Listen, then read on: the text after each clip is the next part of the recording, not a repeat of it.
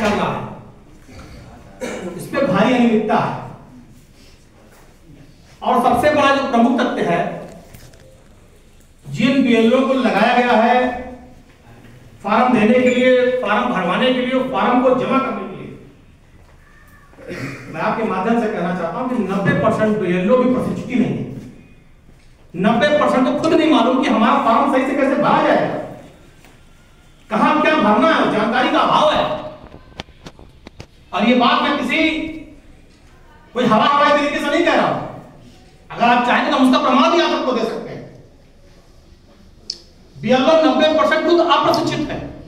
हमारी जो पहले जिला निर्वाचन अधिकारी और निर्वाचन आयोग से मांग है कि सबसे पहले अपने बीएलओ को इस तरह से प्रशिक्षित करिए कि वो कम से कम सही से फॉर्म भरवा सके। सही से फॉर्म भी नहीं भरे जा रहे हैं। और जिस तरह से हमारे महानगर अध्यक्ष जी ने कहा, मैं इस बात का समर्थन करता हूं कि बीएलओ के ऊपर जितना भार दिया गया है, उनके साथ कई सहयोगी भाग ले जाएंगे।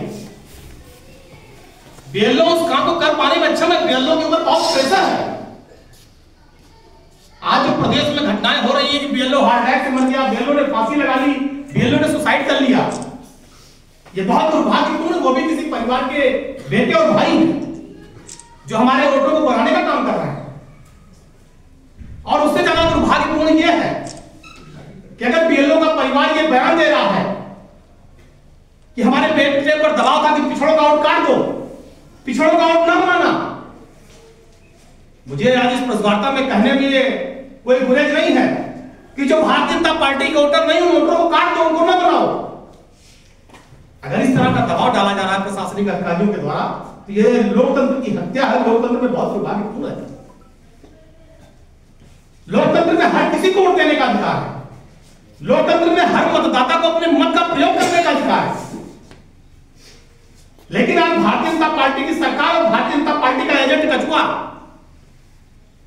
ये दोनों मिलकर एक बड़ी आबादी को, बड़े तबके को, भारी संख्या में लोगों को वोट से वंचित करना चाहते हैं, जिसका समाजवादी पार्टी पुरजोर विरोध करती है।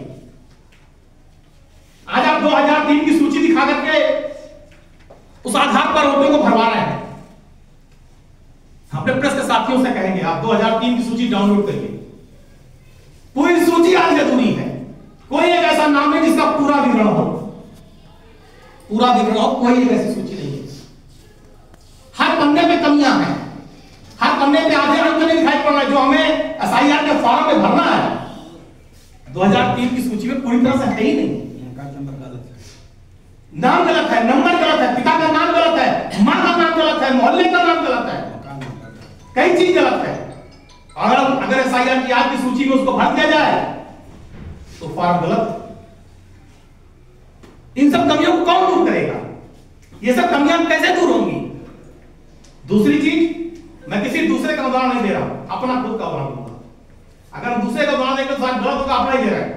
2003 की सूची में मेरा भी नाम है, मेरे पिताजी का भी नाम है, मेरी मां का भी नाम था। 2011 में मेरी मां की डेथ। मैंने फॉर्म भरा है, अपने पिताजी का नाम अंकित किया, माताजी का नाम अंकित किया। 2003 की सूची में जो मेरा नाम था मैंने वो अंकित किया। जो डॉक्यूमेंट्स मांगे गए, आधार नंबर, मोबाइल नंबर, एड्रेस, सब पूरा भर दिया। और जब उसके बाद अंतिम में आया नॉट फाउंड। क्या मतलब इसका? नॉट फाउंड का मतलब है कि अयोध्या जनपद में जितने भी फॉर्म भरे जा रहे हैं, जब वो मोबाइल पर ऑनलाइन किया जा रहा है उसको, तो नॉट फाउंड लिख कर आ रहा है। इसका मतलब इस सारे वोटर सी में जा रहे हैं लोग। सारे कागज मौजूद होने के बाद भी हम पुख्ता नहीं है। सी का मतलब क्या? हमारा जो प्रथम वोटर लिस्ट आएगी तो नाम नहीं रहेगा, हमसे ढेर सारी आपत्तियां दी जाएंगी, नोटिस दी जाएगी, मांगा जाएगा। मैंने हम जीवन भर वोट बनाने के लिए जो प्रशासनिक गलतियां हैं, अगर आज अयोध्या का मैप नहीं मौजूद है, अगर सारे कागज देने के बाद, सारे डॉक्यूमेंट देने के बाद हम ऑनलाइन फीड नहीं हो रहे नंबर 1 पर, किसकी कमी है? ये हमारी कमी नहीं है, ये निर्वाचन आयोग की कमी है, ये भारतीय निर्वाचन आयोग की कमी है। इस कमी को निर्वाचन आयोग को दूर करना चाहिए। लेकिन निर्वाचन आयोग की ये सुस्ती, ये कमियां, ये गलतियां, ये खामियां, अयोध्या क्या होगा ऐसे? और ये एक दूसरा देखिए, सुनील कुमार ये खड़े जब कहा सुनील कुमार, ये जिंदा है अभी सामने खड़े हैं।